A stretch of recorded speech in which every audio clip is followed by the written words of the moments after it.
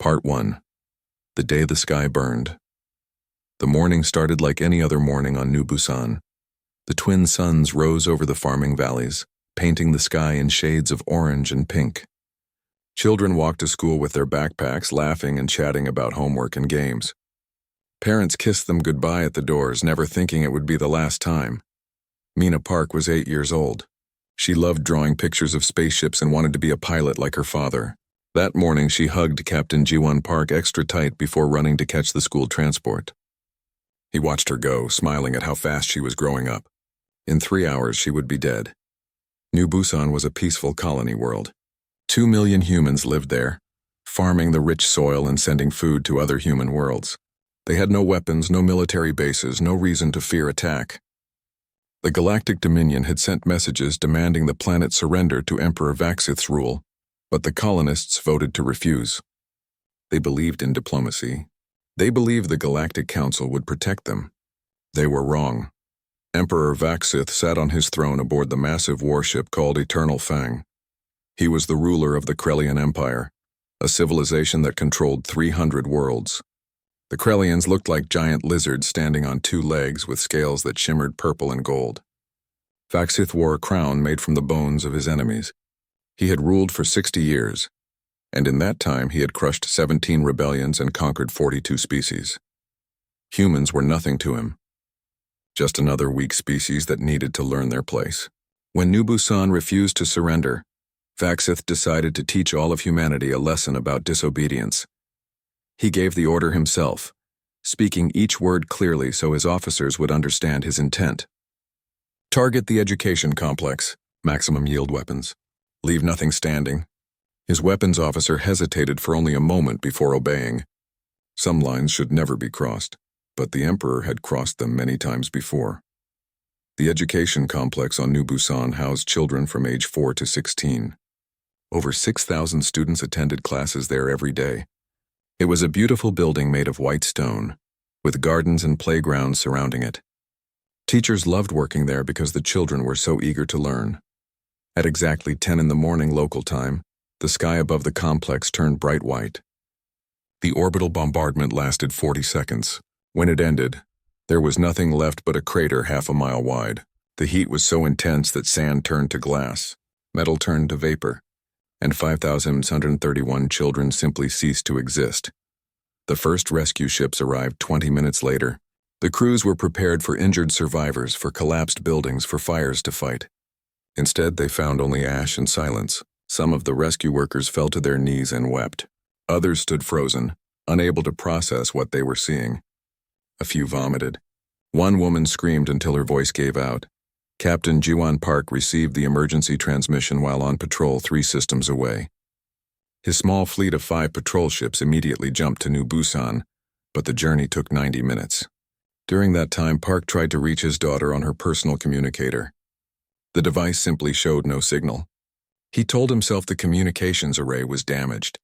He told himself she was fine. Deep down, he already knew. When his ships entered New Busan orbit, Park saw the Eternal Fang slowly departing the system. The massive warship made no attempt to hide or flee. It simply left, its mission complete. Park wanted to chase it, to fight, to make them pay. But his orders were clear. Rescue first. His 5 small ships would be destroyed easily by a battleship like that anyway. He took a shuttle down to the surface himself.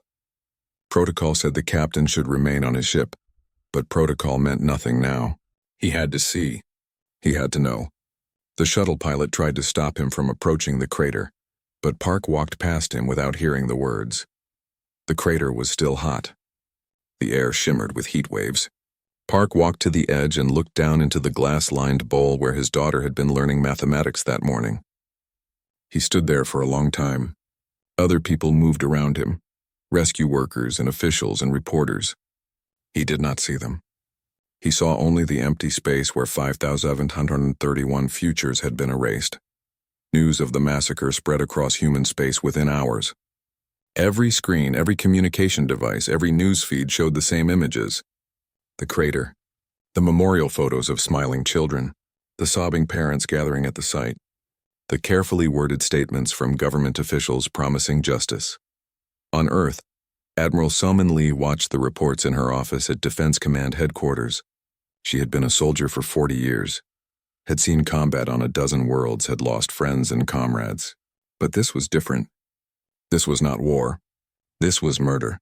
She sat in silence for 10 minutes after the final casualty count came through. Then she made a call to people who operated in shadows. Ambassador Hyunwoo Choi stood before the Galactic Council the next day. The council chamber was a massive dome where representatives of 200 species gathered to discuss matters of galactic importance. It was supposed to be a place of peace and justice. Choi had believed in that ideal once. He showed them the images from New Busan. Some council members looked away. Others whispered among themselves. When Choi demanded that Emperor Vaxith be arrested and put on trial for war crimes, the council debated for 6 hours. In the end, they voted to issue a formal condemnation and economic sanctions. Nothing more. They said they lacked jurisdiction over sovereign empires. They said military action would destabilize the region. They said many things that added up to nothing. Choi walked out of the chamber without another word. He had given diplomacy its chance. Diplomacy had failed. That night, Emperor Vaxith received a message. It came through every communication channel his empire possessed, appearing simultaneously on billions of screens across hundreds of worlds. No one could trace its origin. No one could identify who sent it. The message contained no threats, no explanations, no demands. Just one word in bright red letters: destruction. Vaxith laughed when he saw it. The humans thought they could frighten him with dramatic messages. How amusing. His empire had fleets that could darken the skies of 1,000 worlds. Humanity had what? A few dozen colony worlds and some merchant ships. They were not even ranked among the top military powers in the galaxy. Let them send their threatening messages. It changed nothing. But on Earth, in a secret facility deep beneath the ocean, Admiral Soman Lee gathered people who had been waiting years for this moment. The message humanity sent was not a threat. It was a promise. And humanity always kept its promises. Part 2. The Hidden Truth. The room had no windows. It existed 3 miles below the surface of the Pacific Ocean, carved into bedrock and shielded from every known form of detection. Only 5 people in the entire human government knew it existed. Those 5 people sat around a table now, looking at images of dead children. Admiral Soman Lee spoke first. She was 60 years old with gray hair cut military short. Her uniform displayed medals from conflicts most civilians had never heard about. She had kind eyes that had seen too much death. Those eyes were not kind now. The others listened as she laid out the situation. New Busan was gone. The Galactic Council would do nothing. Emperor Vaxith would face no consequences unless humanity provided them. And humanity had the means to do exactly that. Director Taejin Kang was next to speak. He ran the intelligence division, which meant he knew secrets that could topple governments. He was thin and quiet, the kind of man people forgot about 5 minutes after meeting him. That was exactly how he liked it. He pulled up a holographic display showing the Krellian Empire in perfect detail: fleet positions, supply routes, mining operations, ship construction schedules, even the Emperor's personal schedule, including what he ate for breakfast and which concubine visited his chambers each night. Kang had been gathering this information for 30 years just in case humanity ever needed it. Now they did. Dr. Yoonji Han was the 3rd person to speak. She designed weapons for a living, though her official title was Director of Advanced Research. She looked like somebody's grandmother, with warm eyes and a gentle smile. She had also designed 3 different ways to destroy a planet, and 7 different types of weapons banned by every galactic treaty. None of those weapons officially existed. Officially, she explained Project Harbinger. For 80 years, humanity had been building ships in secret. Not patrol boats or merchant vessels, but true warships. 500 of them. Each one controlled by advanced artificial intelligence, each one capable of destroying an entire battle fleet. They had been constructed in hidden facilities in asteroid fields and empty systems where no one ever looked. They had been tested in deep space where no sensors could detect them, and they had been waiting. Commander Yuna Choi commanded special operations. She was younger than the others, only 35, but she had led missions on 40 different worlds. Some of those missions toppled dictators, some rescued hostages, some did things that would never appear in any report. She was small and fast and completely without mercy when the situation required it. She outlined her plan for ground operations, small teams infiltrating enemy bases, surgical strikes against command structures, liberation of slave populations, and everywhere they went, they would leave a reminder, the number 5731 painted in blood if necessary. The last person at the table was Counselor Doyen Kim. He represented the civilian government, which meant he had to think about politics and consequences. He was the only one asking difficult questions. What happens after they win? How do they prevent themselves from becoming the next empire everyone fears? When do they stop? Admiral Lee answered him simply. They stop when justice is served. Not before. Not after. Just when the people responsible for murdering children have paid the price. They voted. The decision had to be unanimous to proceed. 5 hands rose. The soft approach, humanity's policy of appearing weak and peaceful, officially ended. Captain Ji-Wan Park sat in his quarters aboard his patrol ship, staring at a photograph of Mina. He had not slept in 2 days. Had not eaten. His crew was worried about him, but no one knew what to say. What do you say to a father whose child was vaporized from orbit? Admiral Lee's message arrived on his personal terminal. It was marked maximum security, eyes only. Park read it twice before he understood what he was being offered. Command of the first strike team, a chance to hit back, a chance to make them hurt the way he was hurting. He accepted immediately. Then he finally allowed himself to cry. On Earth, Ambassador Hyunwoo Choi prepared for his final appearance before the Galactic Council. He had written a speech, then deleted it. Wrote another, deleted that too. In the end, he decided to keep it simple. Humanity had tried peace. Peace had failed. Now there would be war. He arrived at the council chamber wearing his diplomatic robes for the last time. The other ambassadors greeted him with sympathy and empty promises of support. He smiled politely and took his seat. When his turn to speak arrived, he stood and walked to the central podium. The speech lasted 90 seconds. Humanity was withdrawing from the Galactic Council effective immediately. All treaties were void. All diplomatic relations severed with any government that supported or traded with the Krellian Dominion. The Council had been asked to deliver justice and refused. Humanity would deliver it themselves. The chamber erupted in chaos. Species shouting in dozens of languages, some calling for sanctions against humanity, others demanding they reconsider. A few asking how they could help. Choi ignored all of it. He removed his diplomatic credentials, placed them on the podium, and walked out. Behind him, 200 civilizations suddenly realized they might have made a terrible mistake. Across human space, the transformation began. Cargo ships that had hauled grain and manufactured goods for decades suddenly deployed hidden armor plating. Their cargo bays opened to reveal weapons that made Galactic Council observers go pale. Merchant captains who had always been friendly and accommodating stopped smiling. Listening stations that humanity had maintained for peaceful scientific research revealed themselves as military installations. Defense platforms that supposedly monitored asteroids activated weapon systems powerful enough to crack moons. Ships that had been under construction for years, officially delayed by budget problems, completed in days and joined hidden fleets. The galaxy had believed humanity was weak because humanity wanted them to believe it. The truth was different. Humanity had been preparing for war since the day they reached the stars. They simply hoped they would never need to fight one. Director Taejin Kang sent activation codes to agents who had been undercover for years.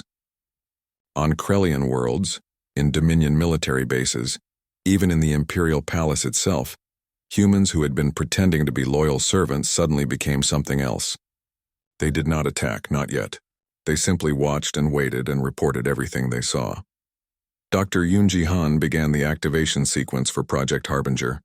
500 artificial intelligence cores came online in hidden bases across the galaxy. Each one ran through combat simulations, checked weapon systems, and calculated jump coordinates. They had been programmed with one mission: find every Krellian military vessel in the galaxy and destroy it.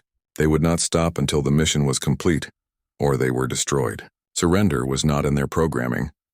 The Dominion intelligence services detected unusual activity in human space. Reports reached Emperor Vaxith of ships moving, communications increasing, some kind of mobilization happening. His advisors suggested caution. Perhaps they had gone too far with New Busan. Perhaps they should offer compensation or some form of apology. Vaxith had his chief advisor executed for cowardice. Then he went on every broadcast channel his empire controlled and called humanity rabid animals that needed to be put down. He promised their complete extinction. Every human world would burn. Every human ship would be destroyed. Every human would learn what happened when they defied the Krellian Empire. He ordered total mobilization. Every warship, every soldier, every resource the Dominion possessed would be directed at crushing humanity.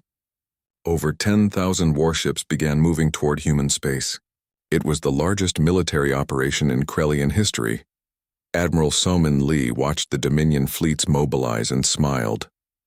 Everything was going exactly as planned. The enemy was doing exactly what she wanted them to do.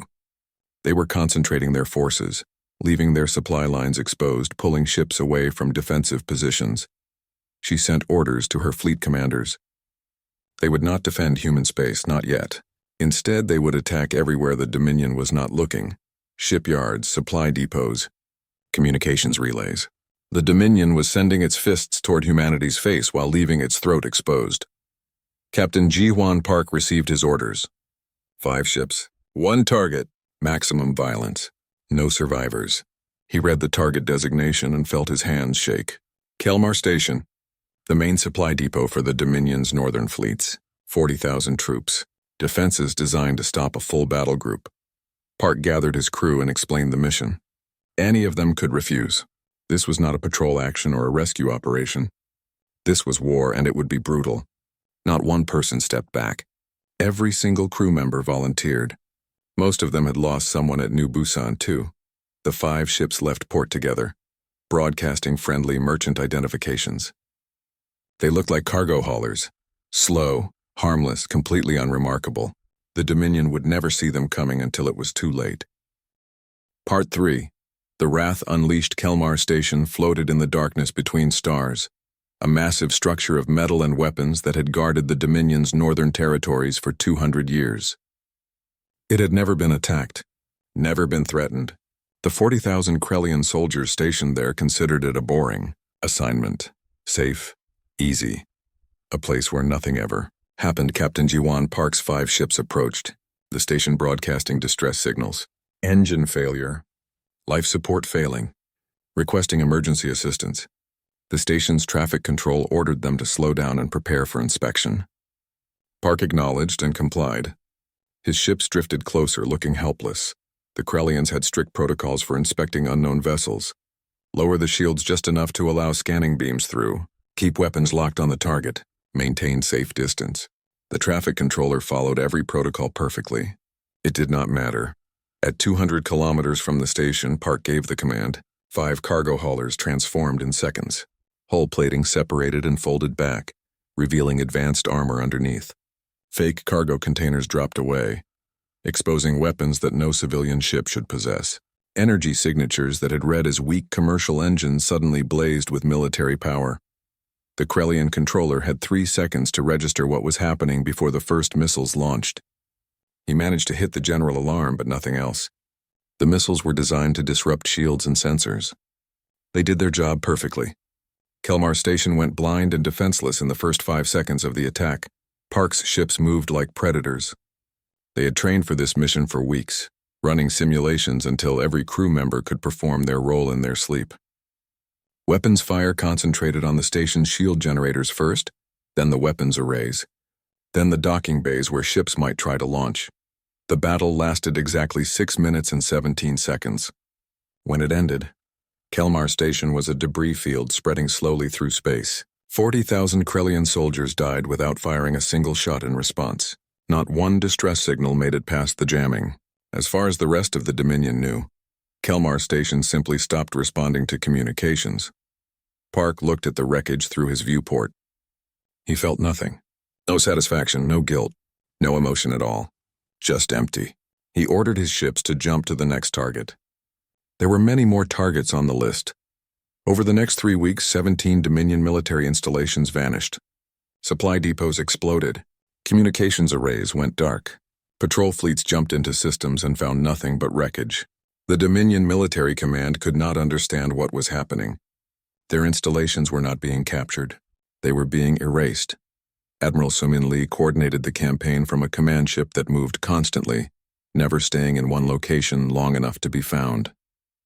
Her fleet was not one large force but dozens of small strike groups. They hit fast and disappeared before reinforcements could arrive.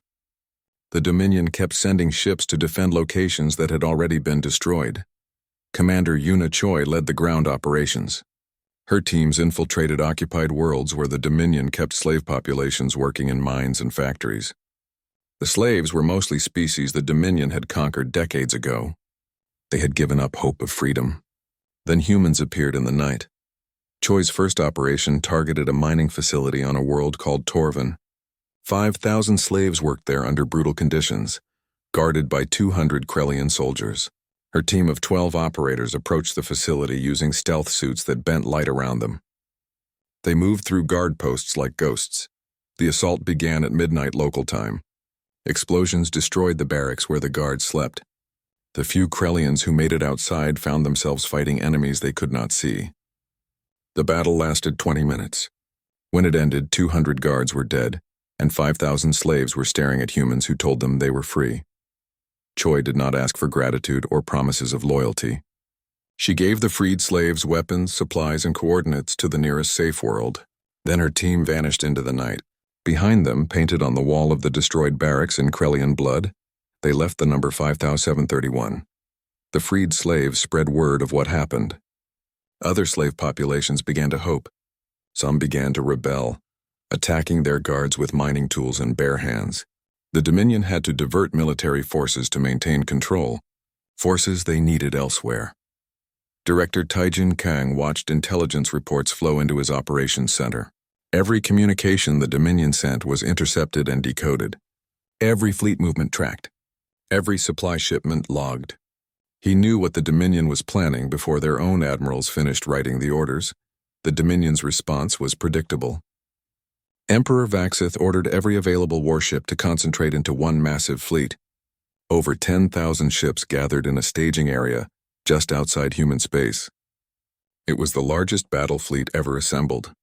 Enough firepower to crack planets. Enough troops to occupy 100 worlds. Admiral Lee looked at the projected location of the Dominion fleet and smiled. Exactly where she wanted them. Every ship in that fleet required fuel, ammunition, food, and supplies. All of that came through specific routes from specific locations. Routes and locations that were now completely undefended. She gave the order. Human strike groups jumped to Dominion shipyards and destroyed the facilities that built new vessels. They hit fuel depots and watched them explode in spectacular fireballs visible from orbit. They captured supply convoys and scattered the cargo into space. The massive Dominion fleet suddenly found itself running out of everything it needed to function. Then Dr. Yoonji Han activated Project Harbinger. 500 autonomous ships emerged from hidden bases scattered across the galaxy. They did not group together. They did not wait for orders. Each ship had its own list of targets and the artificial intelligence to hunt them down. They spread out across hundreds of systems and began their mission. The Harbinger ships were not designed to be fair. They were designed to kill enemy vessels as efficiently as possible. They would track a Dominion patrol ship for days, learning its patterns. Then they would strike when the crew was resting, when shields were down for maintenance, when the ship was most vulnerable. They did not give warnings, did not accept surrender, just killed and moved to the next target. Dominion captains began reporting attacks by unknown vessels. Ships that appeared out of nowhere destroyed their target in seconds and vanished before anyone could respond. The descriptions varied. Some said the attackers were small and fast. Others said they were massive and heavily armed. The truth was there were 500 different ships with 500 different designs, and all of them were extremely good at killing. Emperor Vaxith watched his empire begin to crumble and could not understand how it was happening. Humanity was supposed to be weak. They were supposed to be easy prey. Instead, his fleets were being hunted, his bases destroyed, his supply lines cut. He received hourly reports of losses and could do nothing to stop them. The Galactic Council watched in shock. Some species that had been quietly oppressed by the Dominion began sending secret messages to human forces.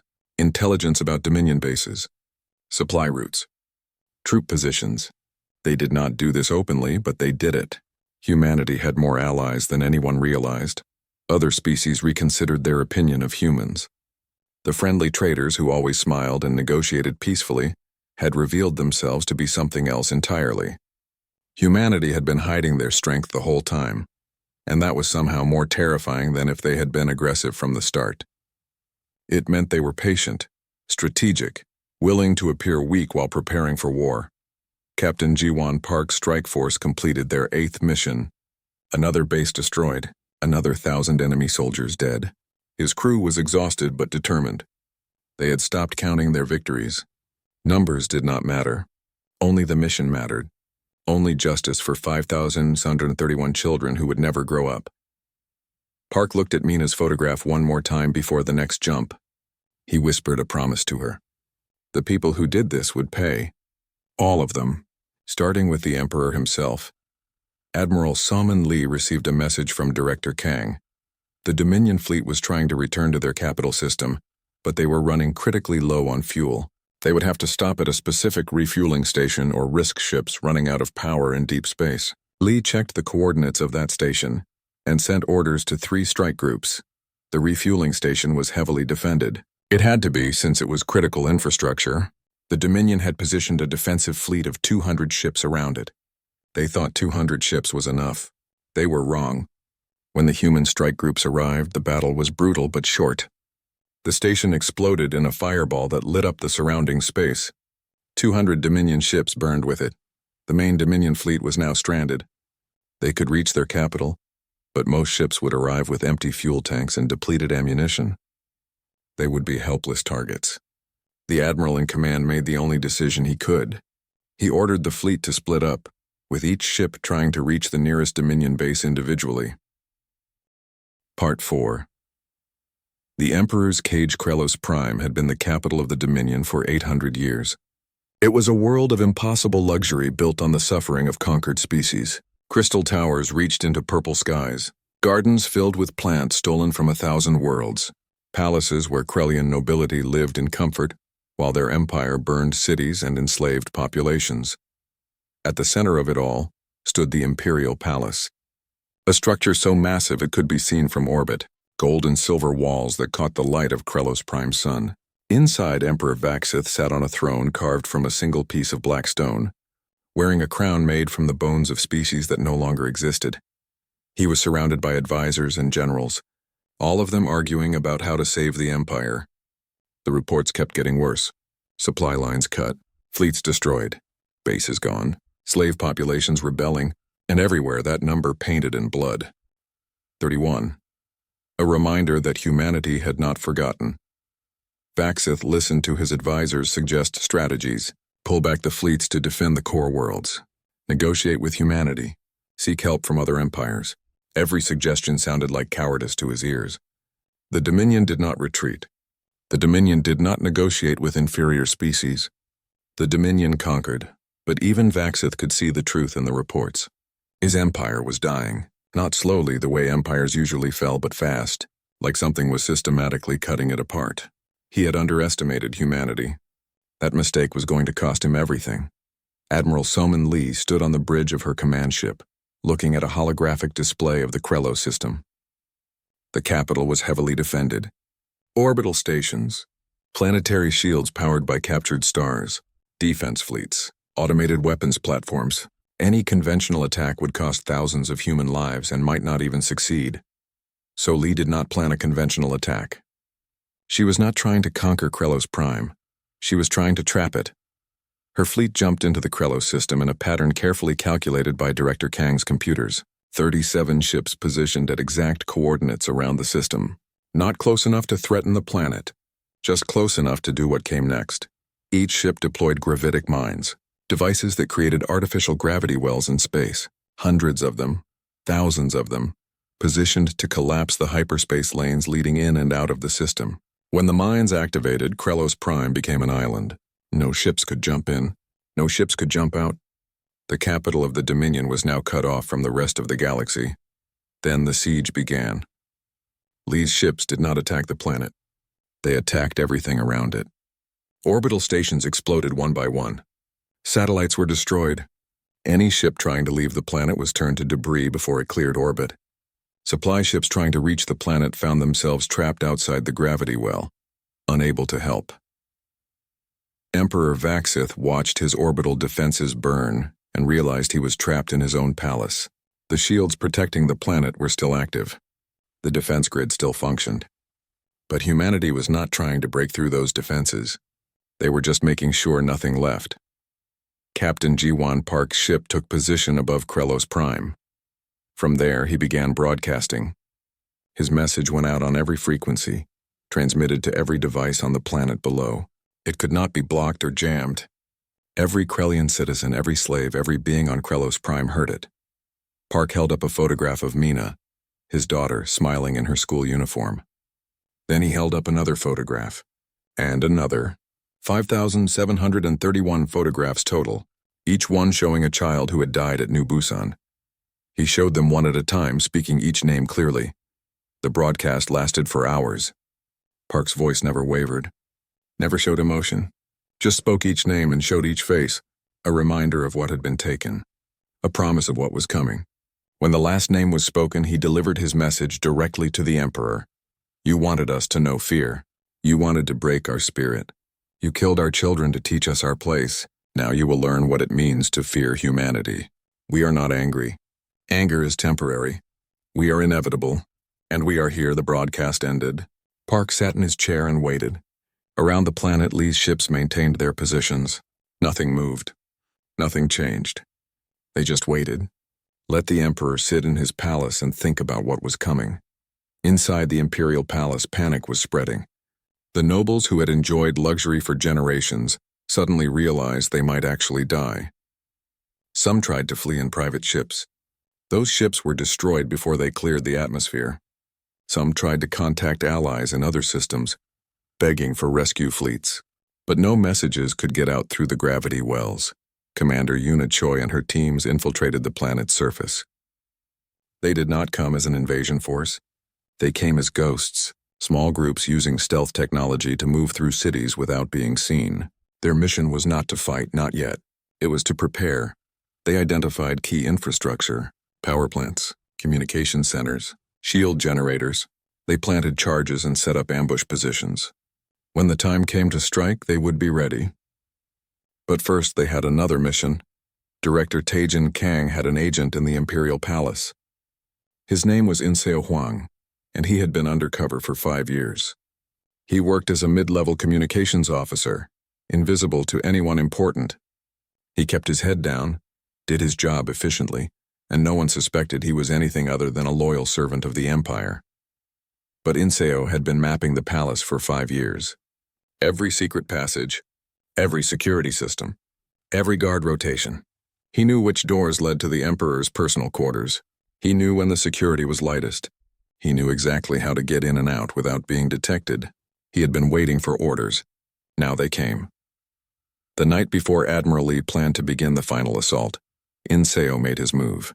He disabled security cameras along a specific route. He drugged the evening meal of 3 guards who would be in his way. He used access codes provided by Kang to open doors that should have been locked, and he walked through the Imperial Palace like he owned it. Emperor Vaxith slept in a bed large enough for 10 people. He was surrounded by luxury, silk sheets, gold fixtures, art stolen from conquered worlds. Guards stood outside his door, but none inside his room. He believed himself untouchable in his own palace. He was wrong. Vaxith woke to find a human standing over his bed, pointing a weapon at his head. He tried to reach for the alarm. Inseo moved the gun slightly and Vaxith froze. For the first time in 60 years of rule, the Emperor felt genuine fear. Inseo spoke quietly. He could kill Vaxith right now. It would be easy. One shot and the Emperor who ordered the murder of children would be dead. But that would be mercy. Death would be too quick, too easy. The Emperor needed to face what he had done. He needed to stand trial. He needed to know that his empire was gone and his name would be remembered only as a warning. Inseo disabled the palace security systems with codes he had stolen over 5 years of patient work. Then he sent a signal to Admiral Lee. 3 words. Package is ready. Within minutes, Commander Yuna Choi's teams activated. Explosions ripped through key infrastructure across the capital city. Not civilian targets. Humans did not make war on children and innocents. Only military targets, power plants that fed the defense grid, communications centers that coordinated the defense fleet, shield generators that protected the palace. The orbital shields flickered and failed. For the first time in 800 years, Krelos Prime was vulnerable from space.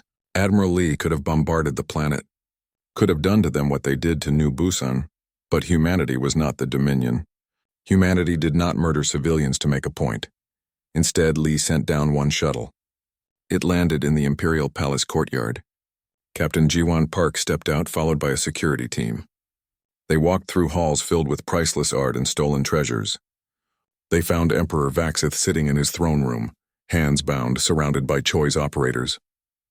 Park stood in front of the Emperor for a long moment. Vaxith tried to maintain dignity, tried to sit tall and proud, but his hands shook. His eyes showed fear. He had given orders that killed thousands without thinking twice. Now he was the one facing death, and he was terrified. Park spoke quietly. He told Vaxith about Mina, about how she loved drawing spaceships, about how she wanted to be a pilot, about how she had hugged him that morning, her last morning, and run off to school excited to see her friends, about how all that potential, all that future, had been erased because one creature wanted to demonstrate power.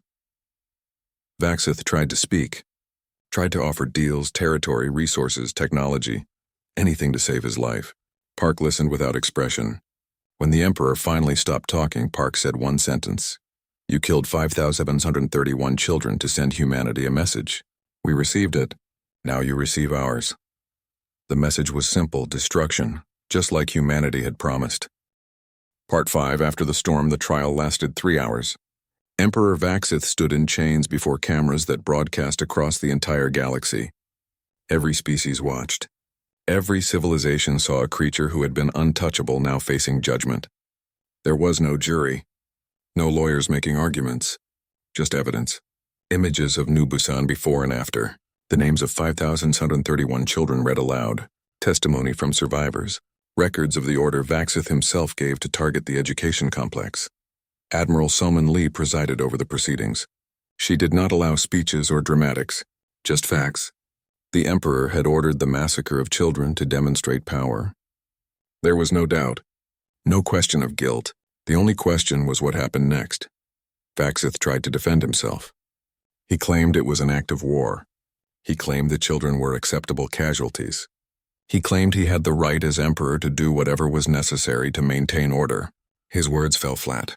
There's no justification for targeting children, no excuse, no context that makes it acceptable. The sentence was death. Quick, efficient, the same way his victims died. No torture, no suffering. Humanity was not interested in cruelty. They wanted justice. There is a difference.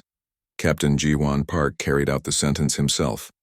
He looked into Vaxith's eyes as the former Emperor realized his time was over. Then Park pressed the trigger. Vaxith died instantly. One moment he existed, the next he did not. The creature who had ruled an empire for 60 years was gone. His crown clattered to the floor, made of bones from species that should never have been conquered. Park felt nothing. No satisfaction. No sense of completion. Mina was still gone. 5,731 children were still dead. Killing Vaxith did not bring them back. But it did ensure he would never kill again. Sometimes that has to be enough. The Krellian Dominion collapsed within days, without an emperor, without a fleet, without the fear that had held conquered species in line. The empire simply fell apart. Provincial governors declared independence. Vassal species rebelled. Krellian nobles who had lived in luxury suddenly found themselves facing populations they had oppressed for generations. Commander Yuna Choi worked to prevent chaos from turning into genocide. Her teams deployed across former Dominion worlds to maintain order. When freed slaves wanted revenge on their former masters, Choi's operators stopped them, not to protect the Krellians but to prevent the freed populations from becoming what they hated. Justice was necessary. Revenge was not.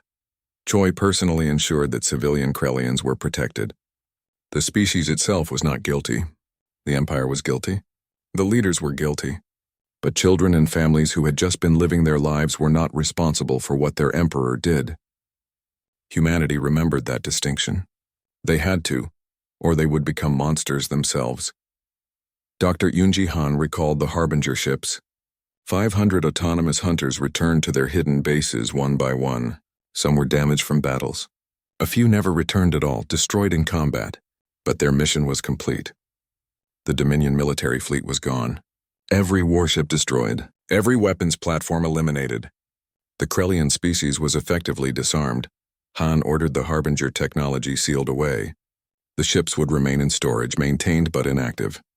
Humanity would keep the capability but hoped never to use it again. She added a note to the classified files, a warning for future generations. These weapons won terrible peace, but victory through overwhelming force is not something to celebrate. It is something to fear. Director Taijin Kang spent months processing captured Dominion intelligence files. The records revealed the true extent of the Empire's crimes. Hundreds of conquered species. Millions of slaves. Entire civilizations erased when they resisted. The Dominion had been worse than humanity imagined. The galaxy was genuinely better without it. But Kang also found something troubling. Evidence that some Galactic Council members had known about the Dominion's crimes for years. Had known and done nothing because it was easier to look away. Had known and sometimes profited from trade with an empire built on slavery and conquest. He compiled the evidence and sent it to Ambassador Choi. Some truths needed to be exposed. 3 months after the siege of Krelos Prime, Ambassador Hyunwoo Choi returned to the Galactic Council. He wore his diplomatic robes again, but everyone noticed the differences. Human warships escorted his vessel. His security detail carried weapons openly, and he did not wait to be recognized before speaking. He presented evidence of council corruption, species that had traded with the Dominion while knowing about the slavery, governments that had ignored cries for help from conquered populations, officials who had profited personally from the suffering of others.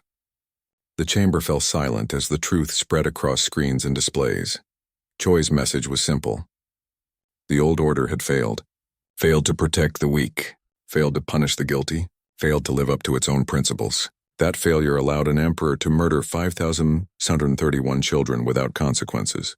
Until humanity provided those consequences, the galaxy could continue as it was, with the strong preying on the weak and everyone pretending not to notice. Or it could change, create real enforcement mechanisms, real protection for civilians, real punishment for war crimes. Humanity would no longer hide its strength. They would use that strength to ensure justice applied equally to everyone. The Council had a choice: work with humanity to build something better, or watch as species after species lost faith in the entire system. Many civilizations were already talking about withdrawing from the Council, about forming their own alliances, about deciding that an organization that failed so completely had no purpose. The vote took 2 weeks. In the end, the Council agreed to reform. New treaties with actual enforcement power, war crimes tribunals with jurisdiction over everyone, including emperors and presidents, protection for civilian populations written into binding law, and humanity would help enforce these new rules, not as conquerors but as peacekeepers. Some species objected, claimed humanity was trying to take over the galaxy. Admiral Lee addressed those concerns directly in a public broadcast. Humanity had proven it could destroy empires, could crack planets and shatter fleets, but destruction was easy. Building something better was hard. That was the challenge humanity accepted. On New Busan, they built a memorial, a wall of white stone with every name carved into it, every face.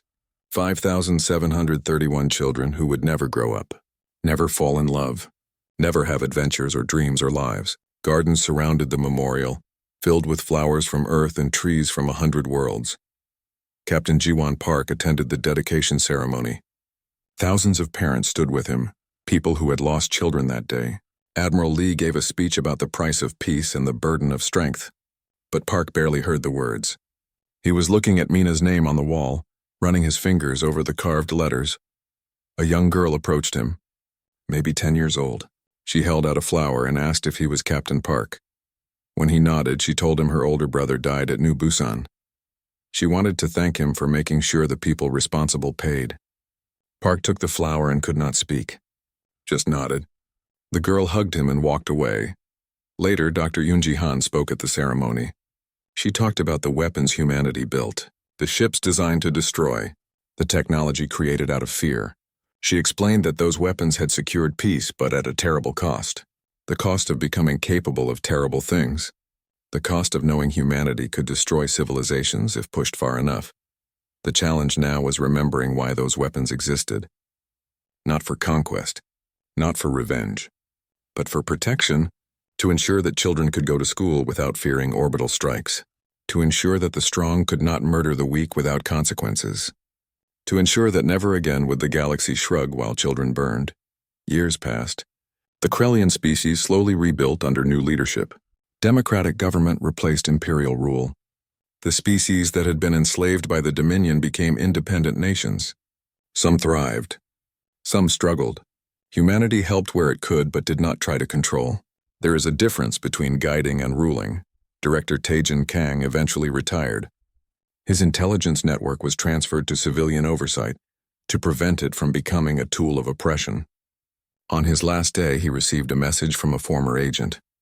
In Seo Huang, the man who had infiltrated the imperial palace, had become a teacher. He was working on Krelos Prime, teaching young Krellians about history, about the mistakes their empire made, about the importance of questioning authority and protecting the innocent. Kang smiled reading that message. Maybe there was hope after all. Maybe the next generation would be better than the last. Commander Yuna Choi took a position training the new galactic peacekeeping force. Military units from dozens of species learning to work together. Learning humanity's tactics and strategies. But more importantly, learning humanity's restraint. How to use overwhelming force only when necessary. How to distinguish between enemies and civilians. How to stop once justice was served. Some of her trainees were Krellian. Young soldiers who had not served in the Old Dominion, who wanted to make amends for what their empire had done. Choi worked them hard but fairly, judged them on their actions, not their species.